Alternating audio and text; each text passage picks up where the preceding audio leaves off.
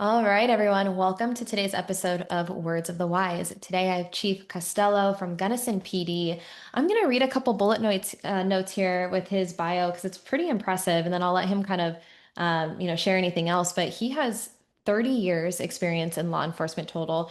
He is the newly appointed chief for Gunnison PD. He actually came from Olympia PD in Washington previous to that.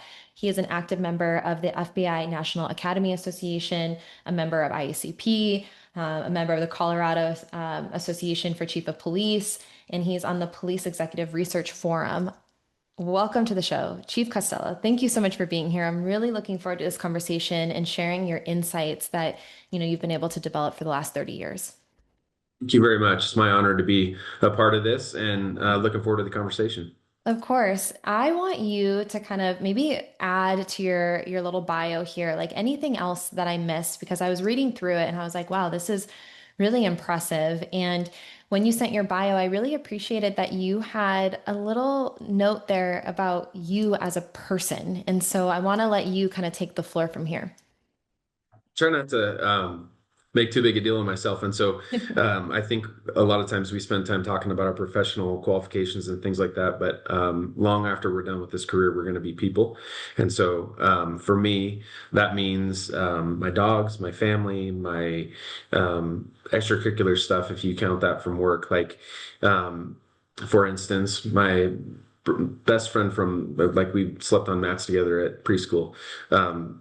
So we've been friends our entire life. And then my brother and I are trying to see all the different Major League Baseball stadiums. And so every summer we go on a trip, and there are a couple of rules. You can't have any reservations for anything, no hotels, no nothing, and we have to eat at local restaurants. And so you kind of land in a major metro area and you get a rental car, and then you just kind of go from there, and the trip happens. And some of them are super awesome, and some of them have speed bumps and that sort of thing. And so that's one of the things there's 30, we count it as 31 Major League Baseball stadiums, and we're 27 in right Wow. now. So we're really close to the end. And then we'll need to go back to Texas because there's a new stadium there. But in addition to that, in my free time, spend a lot of time working out, spend a lot of time with my dogs outside. Gunnison is sort of an outside place, which is why we came here.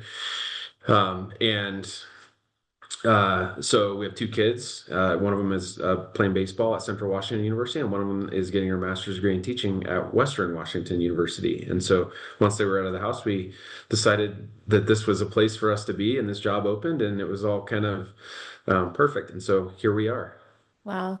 Thank you for sharing that. And I think it's a really important reminder. We talk a lot about the human side of things. And how can we see the human behind the badge, right? We talk about this all the time, but then I'm also guilty of this. And obviously I'm in a different career, but I'm super guilty when people are like, tell me about you. And I'm like, well, I did this for my career and this, and you kind of bullet point it. And so I think it's really refreshing and a really good reminder for anyone who's listening that, our personal lives and the things that make us happy outside of what we do professionally are equally, if not more important than all the work stuff. And that is stuff to be proud of, but like how can we also peel back the layer a little bit and how can we show who we are as humans? So I appreciate you doing that. 30 years is a long time to be in this profession. What do you think is maybe one of the things that you're most proud of professionally? We'll kind of bring the focus professionally.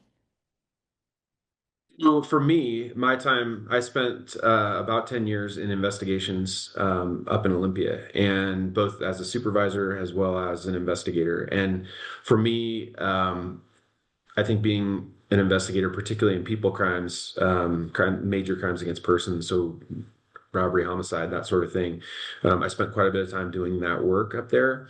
And I think that's what we really all signed up for. That's where you really get to make an impact in people's lives, right? Sometimes the only thing that they have left, if a person is lost or the victim of a crime and it's murder or something like that, all they have is answers. That's all you can give them is the good information.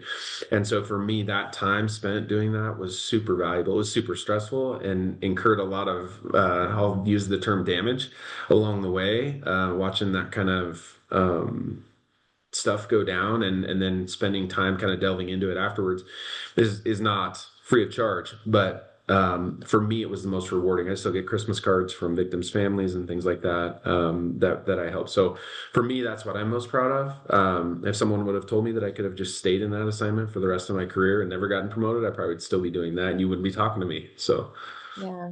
Yeah, that's a really interesting concept because, I think sometimes we don't realize the best parts of our lives or our careers until we're looking kind of in the rear view and we're like, wow, like I wish, at least for me, this is my perspective. I don't want to put this on you, but there's a lot of times where I'm like, man, I wish I would have appreciated that time more, or I wish I would have been more present, or I wish I would have at least just known that this was going to be a highlight that I'm going to look back on later. And I think that we're so focused sometimes on advancement and like kind of the next thing that sometimes we miss that. So I did want to ask you, kind of because I think hindsight is 2020. We kind of look back on things and we're like, okay, these are things we did really well.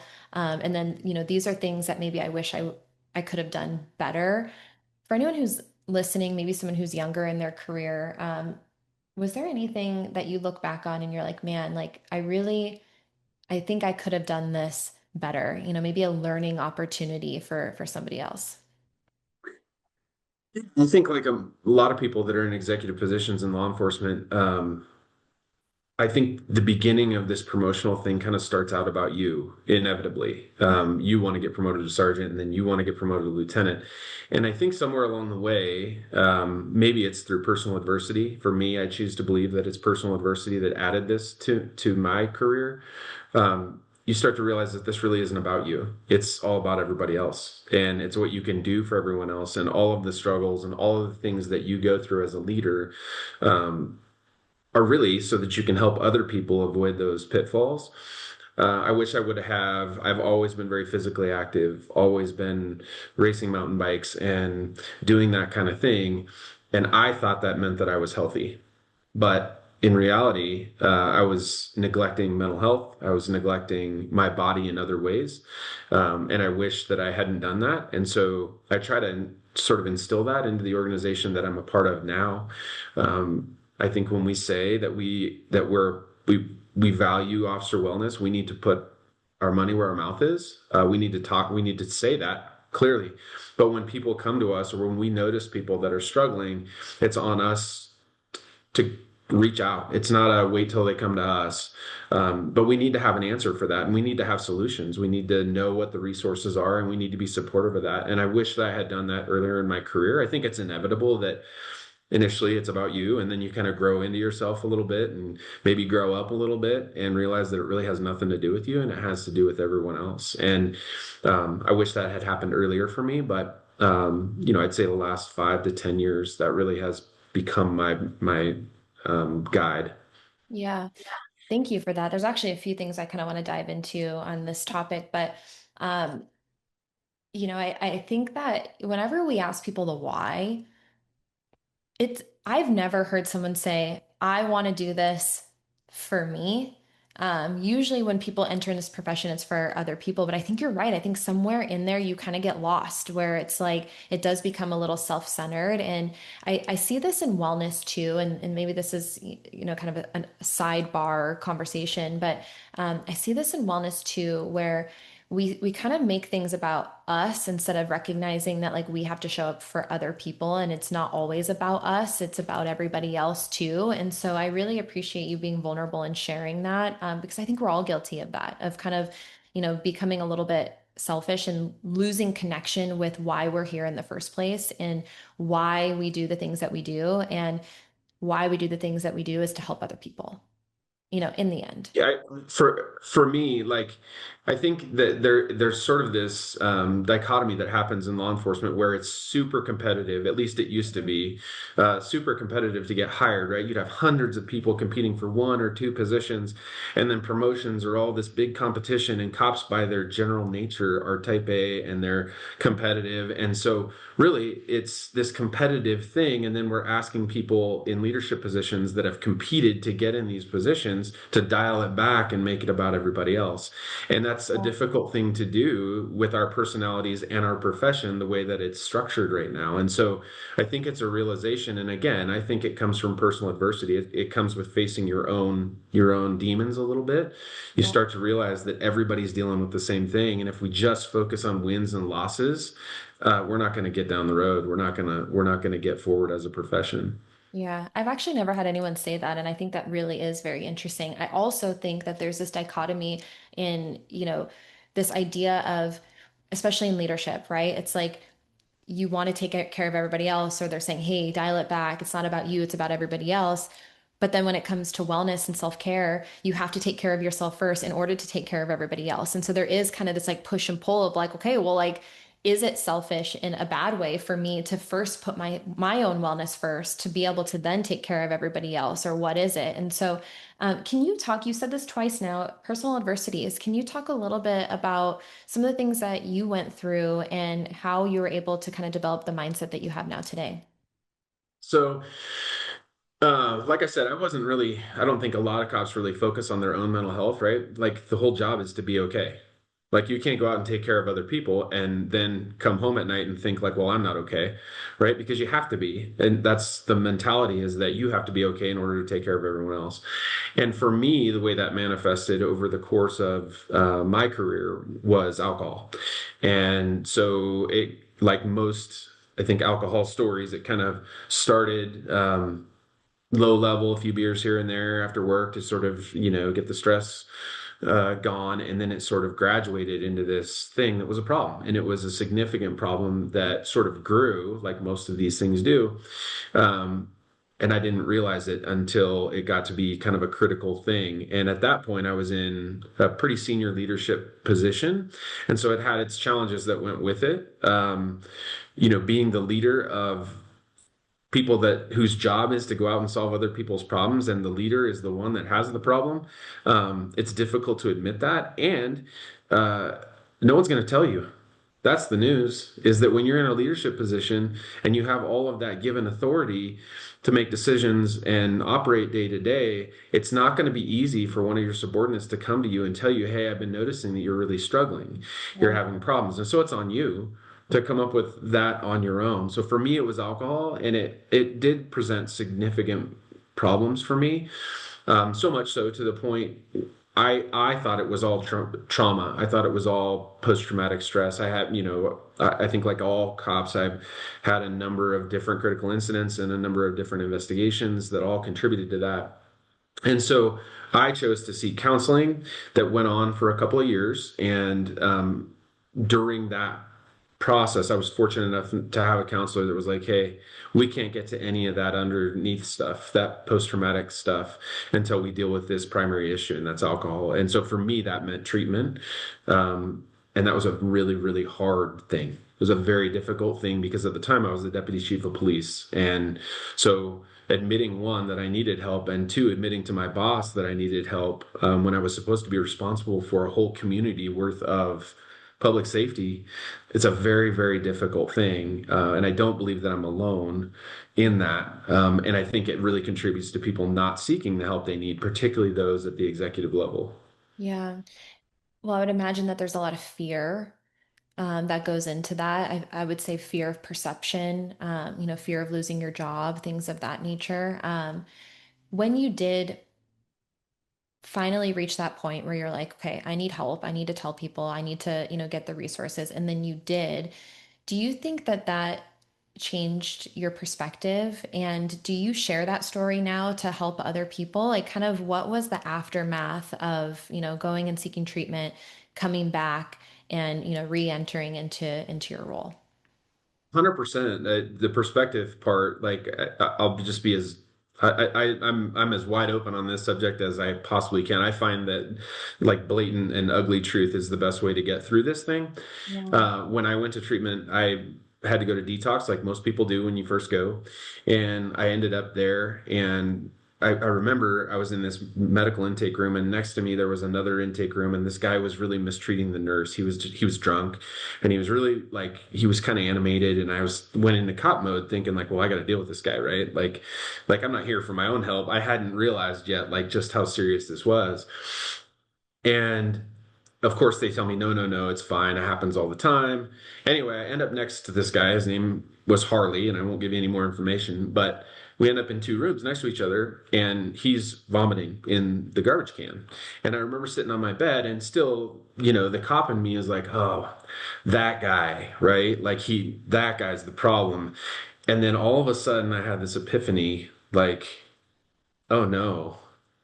I'm that guy. Not like that right now. Like maybe I have some more controls in my life that don't allow or I don't act that way, but I'm that guy. Like I'm you. I'm everyone that's having this problem and I'm not better or worse than anybody else. And that epiphany, that time caused me to realize that lots of people are struggling with lots of different things and it really drove that home for me. And so I've tried to carry that forward and know that everyone's struggling with something.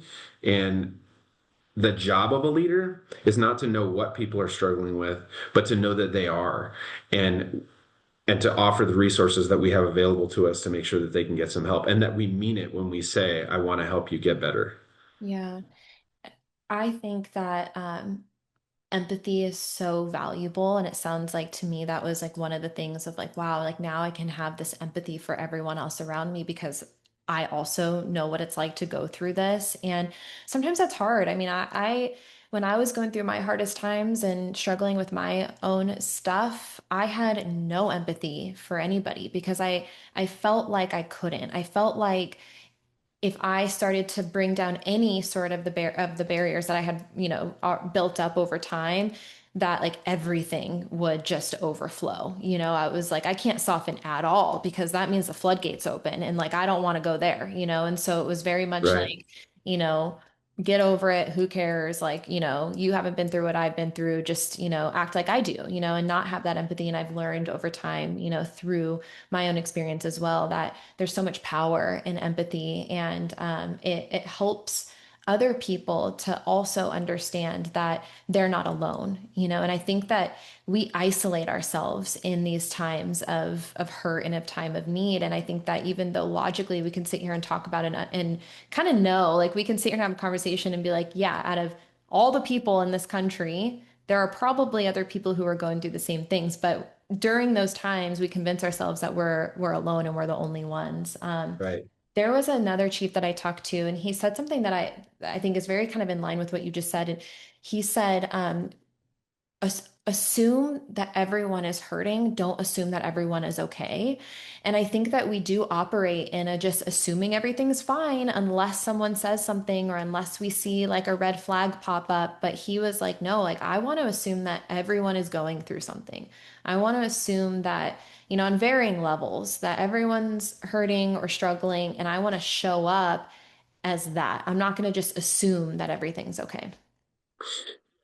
I think that that's what I learned is to internally, I don't know why it took that for me. I think if you could bottle up struggles with, and excuse the pun, with addiction, and people could have them without having all the negative experiences that come with them, we would change the profession. But we really, we have to get away from. When I started doing this, it was sort of like you went to this horrible call, and you would have leaders and peers and things like that, and it would just be like next call, right? The call volume was so much that it was like, okay, well, so you saw a baby die of SIDS or whatever. Like, okay, just get on with the next call. And we have got to get past that. And we've got to find ways to give somebody a timeout, to get them, talking to somebody about what they've seen so that they have the best chance of getting by things like that. But we didn't do that for a very, very long time. And we've got to change that. Yeah, 100%. And I think that we're starting to see that. I've been in this wellness space now for almost 9 years, and the landscape today is vastly different than it was before. I always think that there's room for improvement and room for us to grow. But I agree with you. And I think that we're starting to see that across the country where it's like, no matter what, if there's a critical incident, we're rounding them up. Everyone's going, everyone's getting the resources Yeah. that they need. And so I think that's a really good step in the right direction. One of the things that you said that I thought was really important to bring back up is you said it was important for you to get through it. And to me, and I would love your, definition of resiliency and what that looks like, but I have done every unhealthy coping mechanism you can imagine to try not to deal with my trauma that I went through when I was younger. And to me, now, not at the time, like that meant I was really strong, right? I was like, I'm good. Like, I'm just gonna, black out and I'm gonna do all these things. And like, that means I'm good and I'm strong and, all the things. But now I really see that as one of my biggest weaknesses because it was me not getting through it, right? It was me just like trying to suppress it as much as I possibly could until it blew up my entire life. And now I see the strength as getting through that storm, right? Having the processes and the things that we need to do to be able to offload and recover and learn and grow and thrive in spite of or because of those things instead of like trying to avoid them. And so, how can we, start talking about forward progress? And it's hard, it's really uncomfortable, and it's really scary. And what do you think now that you've, gotten through the storm and you're on the other side? What do you think resilience truly is? I think none of us none of us are going to come out of this profession the way that we went in. Mm, And so for me, sort of to boil down resilience is how can we keep as much of us mm, as we can by the end of it, right? Knowing that we're never going to be pure. I'm never going to be the kid that was riding bikes around my neighborhood with my friends. I've seen too much and done things that would prevent that. I'm not that person anymore. But one of the reasons that I like to mention the things that I do when I'm not at work is because really that's the value of a person. Like, what kind of parent are you? What kind of partner are you? How do you treat other people when other people aren't looking? I think that the definition of resilience is how much of us is left, the real us. Because I think if you just let yourself go through this career and you just got beat the way that sometimes that happens in law enforcement and you just went when rolled with the punches, you'd be pretty devastated at the end of it. And so I think just trying to be you and remain you and keep as much of what you started this life with by the end of this career is that's what we're shooting for, knowing that we're never going to be perfect at it. mm. I love that. I've never heard that definition, and I think that that's really beautiful because we do sometimes we lose ourselves along the way. And how can you put in place proactive resources to keep as much of you intact as possible? I know you said that, obviously you had your own personal adversities. 2020 was also, a hard time for the profession. And you said it kind of started to show the cracks of wellness. And, that was, I think, for a lot of agencies, kind of a really pivotal point of like, okay, how can we start being proactive? How can we start having these conversations so that we can get to the end of this and, have enough left of you, at the end of the career? So,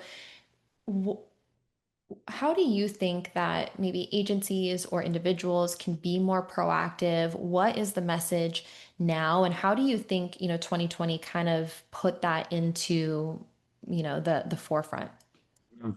So I think, you know, it probably started somewhere in the Rodney King era and then it moved to Ferguson and then we had George Floyd in Minneapolis. And I think those of us, there were a lot of police executives that left during that period of time because it just got really ugly.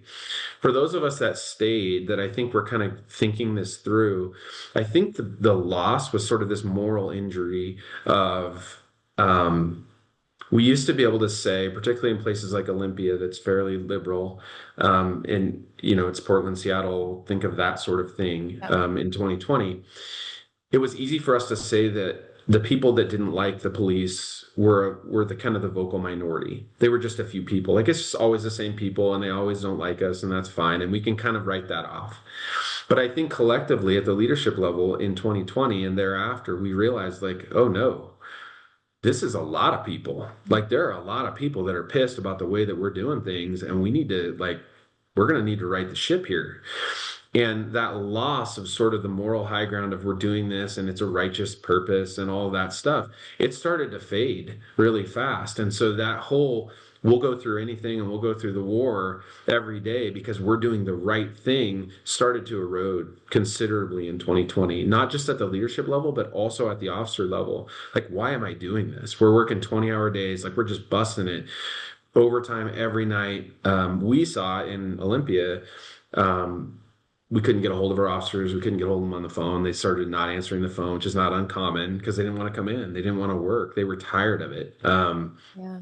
And we saw some version of sort of coping mechanisms, sometimes substance use.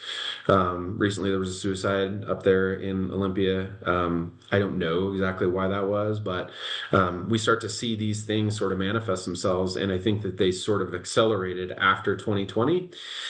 So for me, I think we need to, one, at the leadership level, we have got to be vulnerable and we have to talk about our own struggles. We have to, because if we can't say that it's okay to not be okay at our level, how in the world do we expect the officers to be able to do that on their level?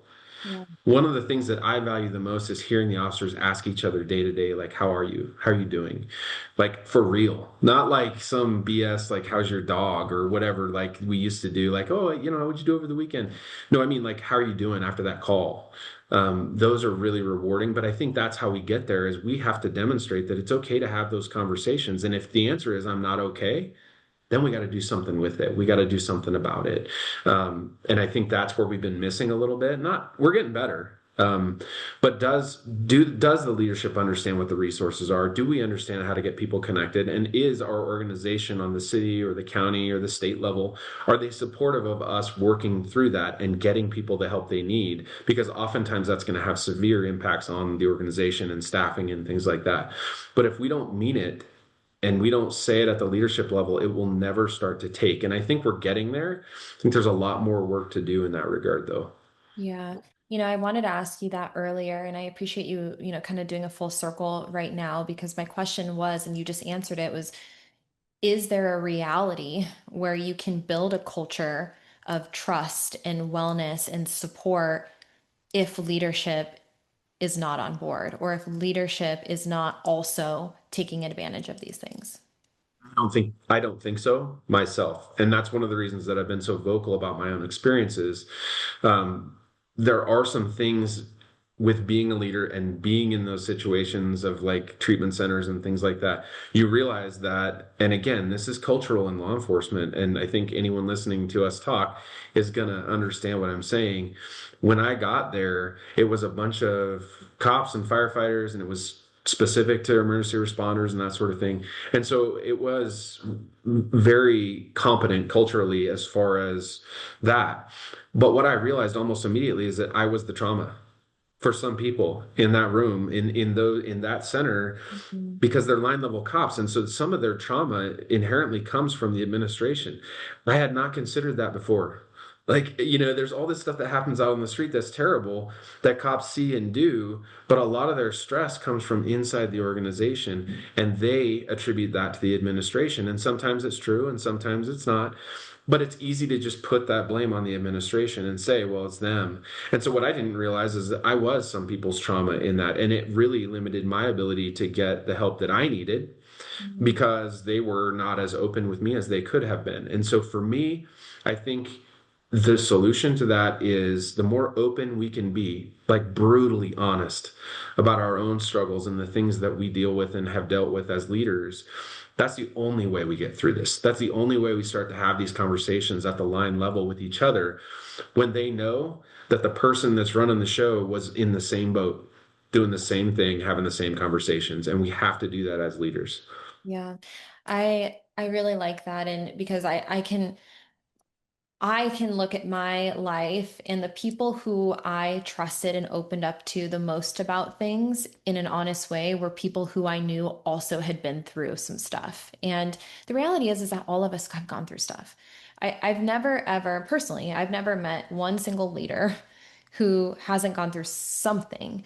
I think the challenge, and I would love your opinion on this, is the perception that we have in our head that we think that two things cannot exist at once. And I did this for a really long time. It's really, I kind of owe a lot. I owe a lot to the law enforcement profession because I had a mask on, right? I was like, I'm good, I'm strong. Like, I can't show any of that stuff, any of that messy stuff, because that means that I'm weak. And I can't show people that I'm weak. I have to show people that I'm really strong. And that was what I had convinced myself of. And I'd been working in the wellness space. I had done a lot of work on myself, and I still was not willing to like share that stuff about me. And I think that it's now looking back, it's incredibly unrelatable. You know, when someone walks up and says, I'm perfect, everyone else who knows that they're not perfect is like, wow, I can't relate to that at all. So I'm just not going to say anything because, like, I'm not perfect, but apparently they are. So, like, we have nothing in common. And I had a chief look at me and he's like, okay, tell me your story. And I was like, what do you mean? You know, I'm perfect. Like, I have nothing to tell you. Like, I've already told you, like, you saw my bio, like my professional bio, you know? And he was like, no, I'm a cop and I did some research on you. Like, that's what I'm not going to talk to you if I don't first like vet you out. He's like, so I know that you have like a story and tell me about it. And it was the first time that someone looked me in the eye and showed interest in who I was underneath all of it. It was extremely uncomfortable, but it was life changing. And I realized in that moment that the only way that we can make a positive impact is if we're willing to recognize that vulnerability is strength and it's necessary for growth. Growth is inevitable, and we should be encouraging that, not suppressing that. And two things can be true at once. You can share the messy parts of yourself and still be an effective leader. You can be effective at what you do. And I would say that actually makes you stronger, not weaker. So I think it's these conversations of like really trying to flip the script, and maybe what we've convinced ourselves of or others of in the past is entirely not true.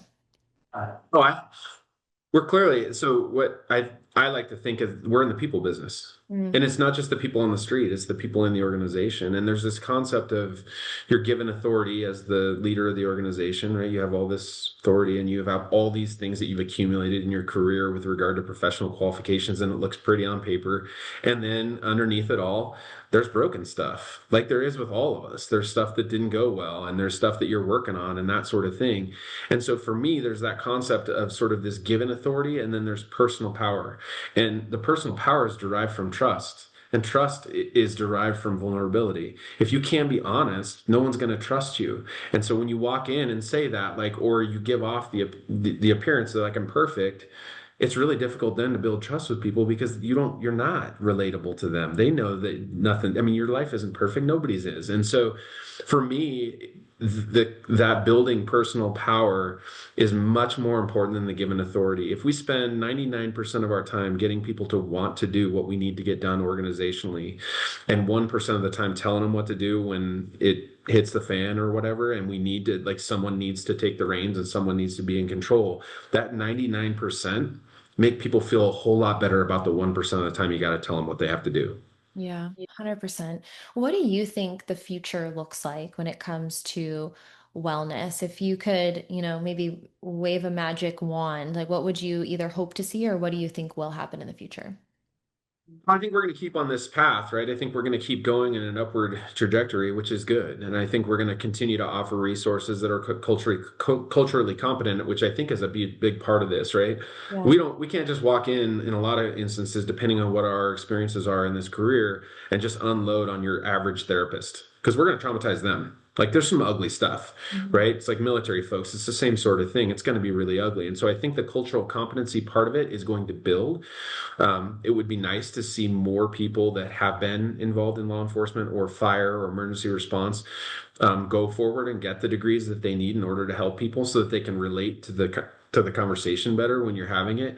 I think that's a positive. I personally would like to see. So in the state of Washington, there's a presumptive law that says at 10 years, the state has to prove that you don't have post-traumatic stress. And so they give you this, like the employee, it's weighed in the employee's favor, right? Mhm. There are all kinds of problems with that.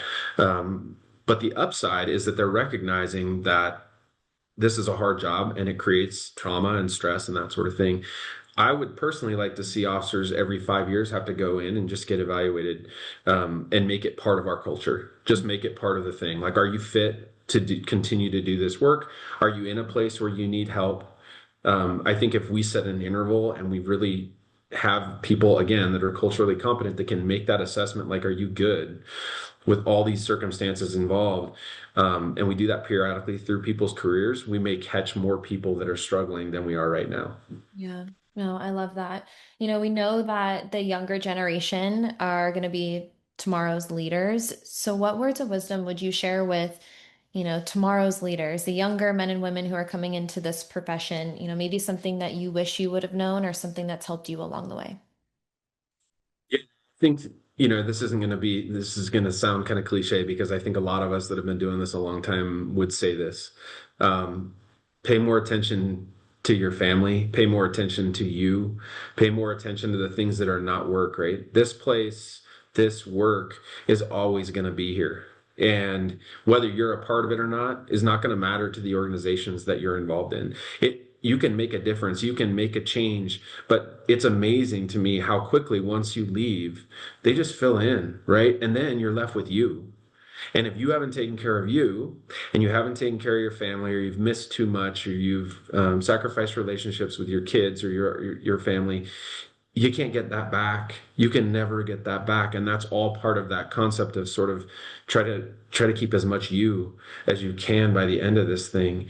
And so I think if I were going to tell somebody that was new, focus on your family, focus on you, not in a selfish way, but make sure you're getting the mental health treatment that you need. Make sure you're taking care of yourself physically. Make sure that your diet and exercise and that sort of thing are all, within the possibility of what you can do with this career. Make sure you're taking care of those things because you're the only one left at the end. Like when this is done, the profession keeps going and you're left with you. And what you're left with is based on the work that you put in, and the focus that you chose to spend. You can either spend it all at work, which can be super fun and rewarding, but it takes a lot out of you. Or you can have spent a lot of time working on you, working on your family, and that sort of thing, and that's what you're going to be left with. And those are the choices that you have. And I would suggest that people just focus a little more on the things that are going to be there when it's all over. Yeah, absolutely. Thank you so much for your time and coming on here today. I really appreciate it. And thank you for your honesty and your vulnerability. And I hope that anyone who's still listening took something away today, that it is strong to share your message. And honestly, and I don't know if you feel this way too, but I feel like it's almost an I don't want to say an obligation, but a responsibility, for us to be able to share our story and to help others. So thank you so much for doing that with us today. Thank you for having me. I appreciate it. Of course.